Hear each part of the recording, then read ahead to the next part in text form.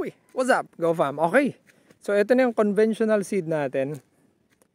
3 days after na sprayan, ayun, namumuti na rin. Share ko na lang din kung anong ginamit natin dyan. So, ito ay hindi GT, hindi BT. Okay, conventional na seed to. And kung mapapansin natin, Go Fam, meron na rin siyang FAO. Ayan o. May FAO na rin siya. So, siguro last cropping, tinuro ko na rin kung paano kontrolin yon, diba? Gumagamit tayo nung, it's either Yoval, Virtaco, or Prevaton. Yan yung tatlong gamot, diba? So, baka naman, diba? Libreng advertisement. Okay. So, 15 days, dapat mag-start na kayong magbantay nung inyong maisan. Kasi usually, dyan yun na makikita, lalabas na yung mga yan.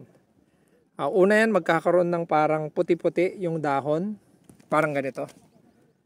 Yan, parang ganyan. Tapos magbubutas-butas na. So, FAO na yan, Go Fam, pag ganun. Meron ka ng FAO. So, merong lumapit sa atin na kaibigan. Sabi niya, gusto ko i-testing. Try natin. Sabi niya, yung gamot. Sabi ko naman, just make sure hindi yan Furadan.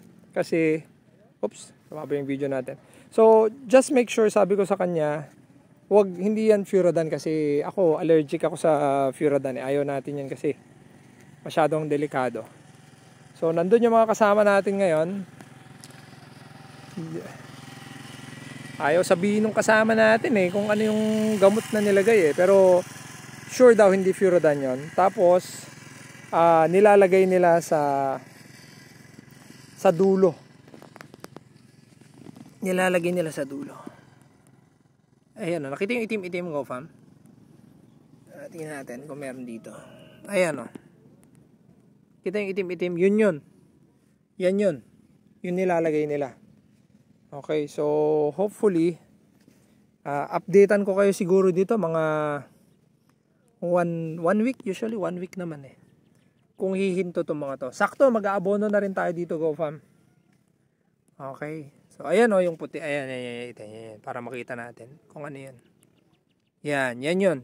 Yan yung gamot. So, nilalagyan nila. Okay.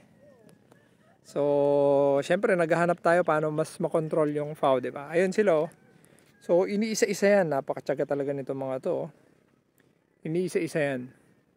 Okay. So, ang time ng pag-apply nila is ito, umaga, hindi mainit. Pero sabi naman nila, kahit mainit kasi naman yun, ilalagay naman. Hindi kagaya pag ini-spray ng mga sinabi ko na Yoval, Virtaco, Prevaton. Dapat early morning yun, Go Fam, 5 a.m. Kung mas maaga pa nga, mas maganda kasi ngayon, sobrang, tirik, 5:30 pa lang, tirik na yung araw So, dapat mas maaga. Okay. Pag mainit na, Go Fam, wag na kayo mag-spray ng mga insecticide kasi, or even foliar kasi, sayang, useless lang yun. Okay. So, eto, kahit tirik yung araw, okay lang kasi, ayan may itim-itim. Ayan, dun mismo sa gitna nila nilalagay, Go Fam Yung itim na yan, yung gamot na yan. So, baka sakaling i-share nung kaibigan natin kung ano yan. Pero, tignan muna natin kung okay. Alright? So, yun yung update natin dito, Go Fam.